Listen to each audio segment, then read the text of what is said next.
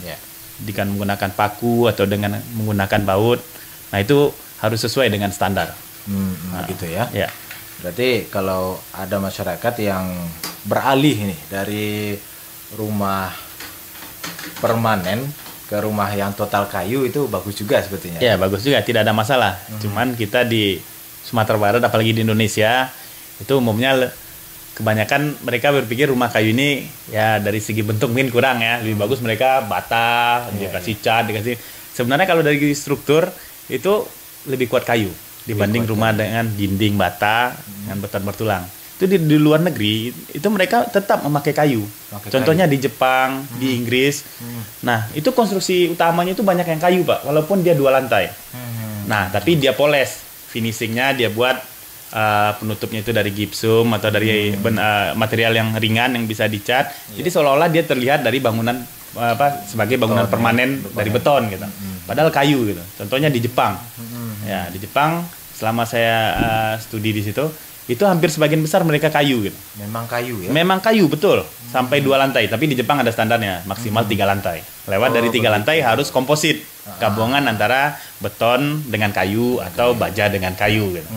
Nah, mereka sangat kuat terhadap aturan tersebut. Sepertinya memang kita harus banyak belajar dari Jepang ini ya. Ya, sebenarnya kita mampu, Pak, di Indonesia ini. Kita mampu, kita punya sumber daya, kita punya manual-manual. Tetapi untuk rumah masyarakat ini sedikit penelitian yang dilakukan oleh para ahli. Karena apa? Ya mereka umumnya yang bertingkat tinggi gitu kan, lebih ini gitu ya.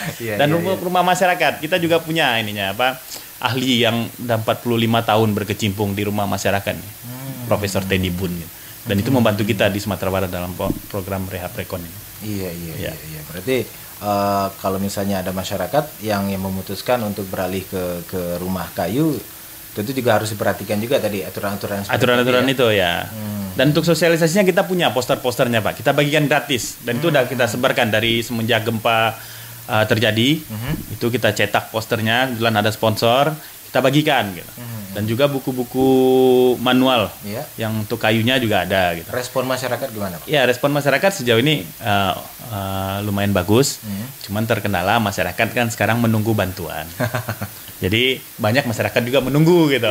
Walaupun mereka tahu ini konstruksinya gitu, ini yang mau dikerjakan gitu. Tapi bantuan pemerintah belum gitu. Mudah-mudahan cepat gitu. Mudah-mudahan cepat ya.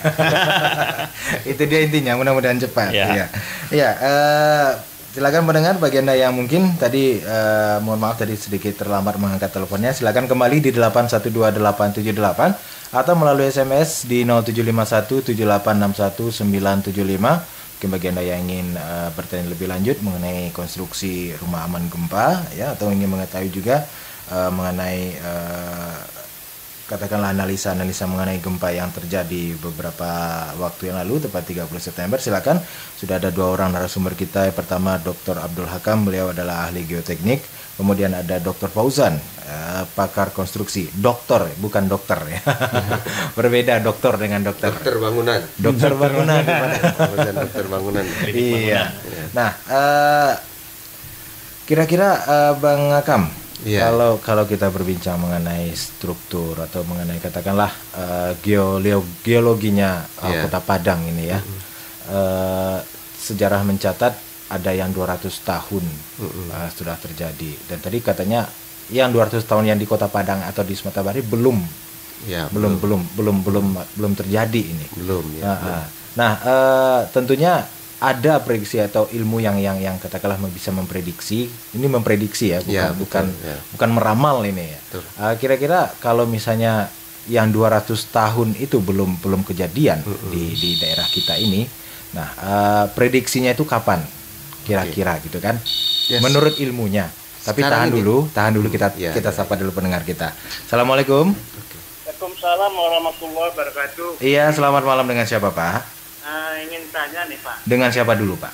Dengan Pak Safri Tanjung. Pak Safri Tanjung. Ya. Di mana Pak Safri?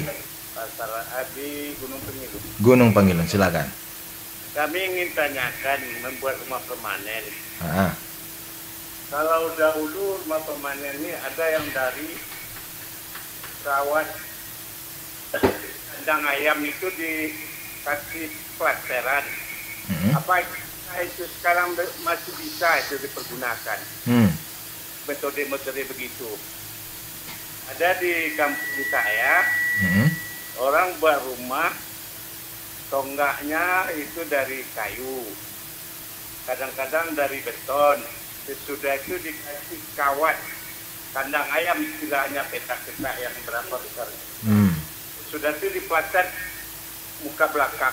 Ya. Apakah sekarang masih bisa itu untuk dipakaikan gempa? Oke. Terima kasih. Terima kasih kembali. Iya. Assalamualaikum warahmatullahi wabarakatuh. Waalaikumsalam warahmatullahi wabarakatuh. Iya, kita jawab dulu ini yang dari pendengar kita ini, Bang. Pakai kawat kandang ayam gitu katanya. Tapi ini pendengar kita mungkin banyak juga yang bertanya, kita terima. Oke. Kita dulu tadi pertanyaan tadi. Halo, assalamualaikum. Halo, assalamualaikum. Halo. Halo, assalamualaikum. Iya, mohon radionya dijauhkan atau dimatikan saja radionya. Anda bisa dengar melalui telepon aja. Halo. Halo. Halo. Ya. Dengan siapa ini? Halo. Iya. Oke, kita jawab saja yang dari Pak Safri Tanjung ini, Bang. Ya, jadi untuk kawat ayam ya, kayak kalau saya bisa simpulkan yang dimaksud kawat ayam di sini untuk dindingnya mungkin ya. Iya, iya. Ya, jadi itu sama persis dengan rumah yang saya tempati sekarang. Jadi rumah saya itu konstruksinya kayu, tiangnya kayu, Iya. 1 meter itu bata, di atasnya itu kawat ayam yang dikasih mortar, Pak, campuran semen sama pasir untuk iya. dindingnya gitu. Alhamdulillah gempa kemarin tidak ada retak satupun. Satupun. Ya, dan memang secara ilmu konstruksi seperti itu kuat. Karena apa? Kawat ayam ini itu yang akan menjadi pengaku untuk dinding tersebut. Iya. Ya, jadi kalau dia ditarik maupun ditekan, dia akan bergoyang gitu, masih elastik gitu. Iya. Nah, dan itu untuk perkuatan, misalkan suatu bangunan lemah gitu, kita perkuat, kita pakai kawat ayam itu, Pak. Kita tempelkan di dindingnya, Iya.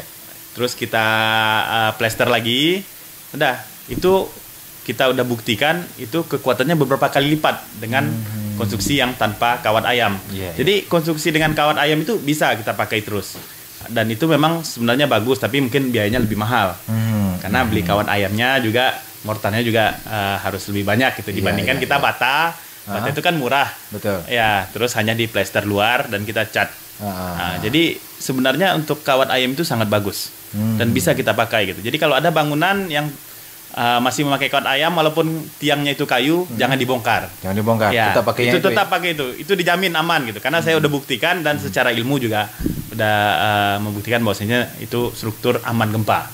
Iya, Ya. berarti itu terbukti ya. Terbukti. Tidak apa-apa mahal asal Tidak selamat. apa-apa. Betul. Ya. Oke, baik. Kemudian Bang Akam, Iya. yang melanjutkan yang tadi atau ada tambahan mungkin? Oh ya, ini kantornya klinik konstruksi juga rumahnya dari kawat ayam sekarang di Raden Saleh. Iya, iya, Itu iya. masih tinggal seperti itu. Dan kita tonggaknya kayu, kemudian dindingnya mortar dengan kawat ayam. Kita masih tinggal di situ ya. Di Iya, Jalan berarti Raden memang Saleh. memang sudah terbukti nih ya, kalau Terbukti, memakai ya. kawat ayam ini memang Ya. aman gempa Ya, ini betul, ya. ya. Berarti tidak salah ini pilihan Pak Safri ini ya. Betul. Rumahnya seperti Iya. itu. Jadi kalau ada masyarakat yang membangun rumah baru, dia udah pakai dinding bata, Ya. dia memperkuat, dia kasih kawat ayam untuk dindingnya itu, baru dia plaster, itu lebih bagus lagi. Oh, berarti kalau misalnya Iya. katakanlah dindingnya sudah ada Sudah ada. Terus ditambah lagi kawat. Ya, Terus baru diplester lagi. iya. Itu aman juga itu. Itu yang paling kuat. Gitu. Karena dinding itu sebenarnya dalam pemasangannya itu harus pakai angkur, Pak. Dari anchor. tiang itu harus dipasang besi-besi lurus ke batanya gitu. Tetapi hampir sebagian besar bangunan itu tidak dipakai. Mahal kali. Mahal dan orang berpikir ya mungkin nggak perlu ya. Padahal itu yang akan mengikat batanya nanti gitu. Iya, iya, iya, Nah, iya. karena tidak ada angkur untuk memperkuatnya kita kasih kawat ayam. Kita buka plasterannya, kita kasih kawat ayam, kita plaster lagi, kita Plaster cat. lagi. Itu udah dibuktikan, Pak. Beberapa kali lipat lebih kuat dibanding bangunan sebelumnya. Oke, Ya. iya, baik. Ya, ini mudah-mudahan nih Pak Safri ya, jangan membongkar lagi bangunannya. Walaupun ingin memperindah rumah, tetap seperti itu.